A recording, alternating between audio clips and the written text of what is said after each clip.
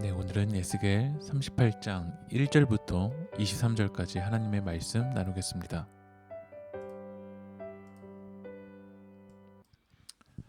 에스겔 37장은 이 마른 뼈가 생기를 얻고 이 새 생명체로 부활하는 환상과 이 두 막대기가 하나 되는 상징적 예언을 통해서 주님이 이스라엘을 회복하기 원하신다는 메시지를 이제 어제 본문까지 나눴습니다. 그러면 하나님의 백성들을 회복하려고 할 때, 크리스찬들이 믿음으로 승리하려고 할 때 사단은 어떻게 할까요? 가만 놔두지 않는다라는 거예요. 오히려 사단은 죄에 찌들어져 있는 자들은 아마 가만 놔둘 것 같아.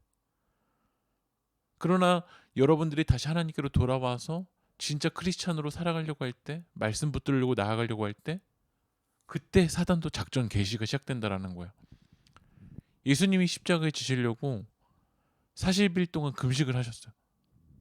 근데 이 40일 동안 금식하고 그 하나님의 뜻대로 나아가려고 할 때 사단도 돌이 떡이 되게 하라고 하고 성전에서 떨어지라고 하고 나에게만 경배하면 천하 만국의 권세를 주겠다고 예수님을 유혹합니다. 우리도 기도하려고 하고 하나님 뜻대로 나가려고 하면 뭐 어디가 아프기도 하고 뭐 누가 만나자고도 하고 우리들의 삶을 방해할 때가 있죠. 그래서 오늘 이제 에스겔 38장부터 39장까지는 회복된 이스라엘을 괴멸시키려고 하는 이 악의 세력.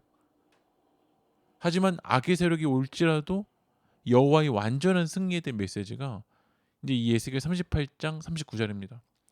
사단이 우리를 아무리 넘어뜨리려고 하더라도 주님은 승리하십니다. 지금 눈앞에 사단의 공격이 아무리 강해 보여도 주님은 더 강하시다는 믿음을 가지고 우리는 승리해야 될 줄 믿습니다. 오늘 2절 말씀을 보면 인자야 너는 마곡 땅에 있는 로스와 메섹과 두발왕 고게게로 얼굴을 향하고 그에게 예언하여. 오늘 마곡 땅과 곡이라는 단어가 나오는데 이게 실제 마곡 땅이 어느 지역인지 곡이 누구인지는 정확하게 알 수 없지만 오늘 말씀을 통해서 보면 하나님의 백성들을 회복하려고 할 때 넘어뜨리려고 하는 사단의 수장입니다. 4절 말씀 보면 너를 돌이켜 갈고리로 내 아가리를 꿰고 너의 말과 기마병 곧 네 온 군대를 끌어내어 완전한 갑옷을 입고 큰 방패와 작은 방패를 가지며 칼을 잡은 큰 무리와.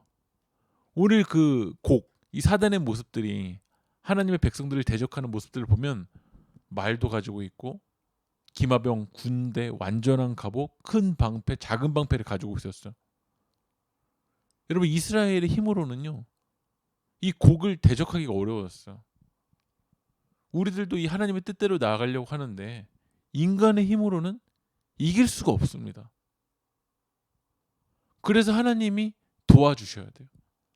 하나님이 이끌어내 주셔야 돼요. 5절 6절을 보면 그 악의 세력이 얼마나 큰지가 나와요. 그들과 함께 한 방패와 투구를 갖춘 바사와 구스와 북과 고멜과 그 모든 떼와 북쪽 끝에 도갈마 족속과 그 모든 때 곧 많은 백성의 무리를 너와 함께 끌어내리라.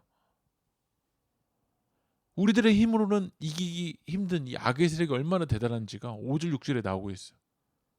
그러나 주님 말씀하시죠. 끌어내리라. 그래서 전쟁은 누구에게 속해 있냐면 하나님께 속해 있는 거예요. 사무엘상 17장 47절에 또 여호와의 구원하심이 칼과 창에 있지 아니함을 이 무리에게 알게 하리라. 전쟁은 여호와께 속한 것인즉 그가 너희를 우리 손에 넘기시리라. 여러분 다윗은 실제로 물맷돌밖에 없었습니다. 키도 작았습니다. 몸이 작아서 칼도 들 수도 없었고 갑옷도 맞지 않았습니다. 그런데 내 힘으로 싸우려고 하면 피곤합니다. 내 힘으로 이 칼을 의지하고 갑옷을 의지하려고 하면 넘어져요. 그러나 다윗이 승리할 수 있었던 것은 전쟁은 하나님께 속해 있기 때문에 하나님을 의지했던 거죠. 실제로 하나님 어떻게 회복을 시켜주시냐면 3절 말씀에 이르기를 주 여호와께서 이같이 말씀하시기를 로스와 메섹과 두바랑 고가 내가 너를 대적하여. 하나님을 싸워주시겠다라는 거야. 하나님의 백성들을 건드리는 자들을 하나님이 가만 놔두지 않으시겠다라는 거죠. 그래서 4절을 보면 너를 돌이켜 갈고리로 네 아가리를 꿰고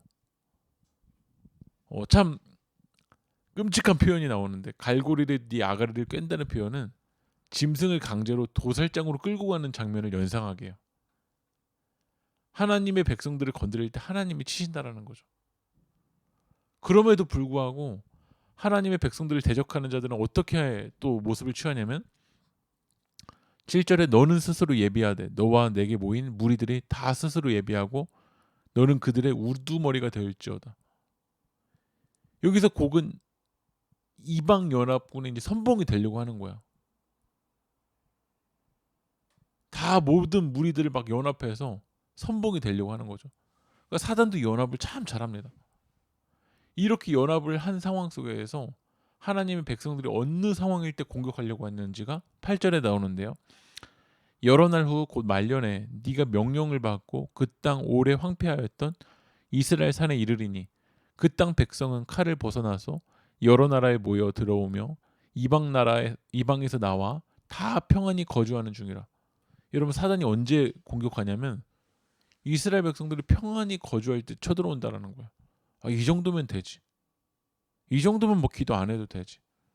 이 정도면 나의 신앙은 괜찮다라고 생각할 때 그때 사단은 우리를 쳐들어온다라는 거야. 무엇인가 잘 되려고 할 때 사단이 건드린다라는 거죠. 사단이 건드리면요, 9절 말씀에도 보면 나오지만 폭풍우 같아요. 여러분의 마음에 여러분의 상황을 폭풍우처럼 만들어요. 그리고 10절도 읽어보면 주 여호와께서 이같이 말씀하셨느니라 그날에 네 마음에서 여러 가지 생각이 나서 악한 꾀를 깨요. 사단은 막 악한 꾀로 막 넘어뜨리려고 그래요. 사단의 IQ는 장난이 아니죠. 여러분들이 사단을 가볍게 여기서는 안 됩니다. 이 정도면 되겠지. 그래서 이제 12절부터 16절까지가 막 물건을 겁탈하고 노력하고 황폐하는 사단이 공격이 어떻게 오는지에 대한 말씀이 12절부터 16절까지 나와요. 그러나 이 모든 것이 누구 아래 있을까? 하나님의 주권 아래 있습니다. 16절 읽어볼까요? 구름이 땅을 덮음같이 내 백성을 이스라엘을 치러 오리라. 고가 끝날에 내가 너를 이끌어다가 내 땅을 치게 하리니 이는 내가 너로 말미암아 이방 사람의 눈앞에서 내 거룩함을 나타내어 그들이 다 나를 알게 하려 함이니라. 중요한 것은 이것도 다 하나님의 주권 아래 있다는 거야. 이 사건을 통해서 하나님만이 진짜인 것을, 하나님의 이 거룩함을 나타내려 하신다라는 거죠. 우리는 이런 사건이 일어날 때 이 마곡에 사는 곡을 이길 수 있는 것은 하나님밖에 없다. 나의 힘으로 되지 않는다. 그래서 주님이 필요하다는 믿음의 고백이 우리 삶 가운데 나와야 될 줄 믿습니다. 오늘 말씀 마무리하려고 합니다. 우리가 하나님 뜻대로 나아가려고 할 때 사단도 가만두지 않아요. 역경이 있어요. 고난이 있어요. 오늘 말씀처럼 광풍이 있어요. 그러나 고난 속에서 진짜는 더 빛이 나요. 그래서 우리가 다윗처럼 정말 이 상황 속에서 이 모든 상황의 주권이 하나님께 있으니까, 특별히 이 코로나19를 지나가는 우리들의 삶의 주권도 하나님께 있으니까 하나님께 다 맡겨드리십시다. 그리고 주님의 백성을 대적하는 이들에게서 주님께서 지켜달라고 우리 함께 기도하며 나아갑시다. 기도하겠습니다. 하나님, 우리가 말씀대로 나아가려고 할 때 주님의 백성을 대적하는 이들이 있습니다. 주님, 지켜주시옵소서. 이 평화를 잃어버리지 않도록 우리 삶을 주님 붙잡아 주시옵소서. 일으키시고 역사하실 그 주님을 찬양하며 이 모든 말씀 예수님의 이름으로 기도합니다. 아멘.